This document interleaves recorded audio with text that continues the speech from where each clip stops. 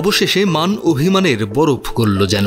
ঢাকায় সিনেমার সুপারস্টার শাকিব খানের সঙ্গে জনপ্রিয় অভিনেতা আফরান নিশোর যে মনোমালিন্য ছিল তার অবসান হয়েছে। গতকাল মঙ্গলবার দিবাগত রাতে সামাজিক যোগাযোগ মাধ্যমে ভাইরাল হওয়া একটি স্থিরচিত্র তেমনটাই ইঙ্গিত দিচ্ছে। একাধিক ঘনিষ্ঠ সূত্রে জানা গেছে, গতকাল শাকিবের অফিসে গিয়েছিলেন নিশো। কয়েক ঘন্টা ধরে তারা আলাপ আলোচনা করেছেন। এ সময় সেখানে উপস্থিত ছিলেন আলফা আয়ের ব্যবস্থাপনা পরিচালক শাহরিয়ার শাকিল, চরকির সিইও রেদওয়ান রনি। এই ঈদে জামা জুতো অ্যাক্সেসরিজের ডিসকাউন্ট। প্রথম আলোর chief digital business officer Jabed Sultan Piyas. পরে রাত 12:30টার দিকে শাহরিয়ার শাকিল, রেদওয়ান রনি নিজেদের ফেসবুকে শাকিব নিশো সহ গলাগলি করে একটি ছবি পোস্ট করেন। ক্যাপশনে লেখেন ব্রাদার্স।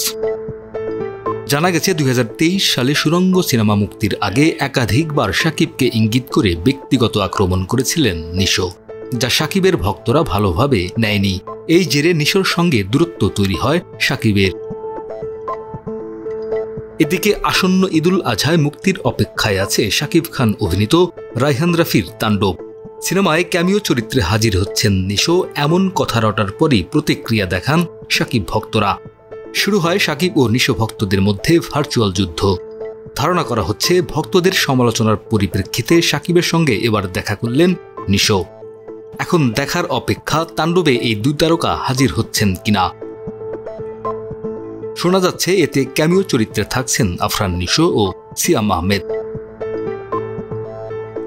আজ বুধবার সিনেমাটি বিনা কর্তনে বাংলাদেশ চলচ্চিত্র সার্টিফিকেশন বোর্ড থেকে ছাড়পত্র পেয়েছে। ডেস্ক রিপোর্ট, আমাদের সময়।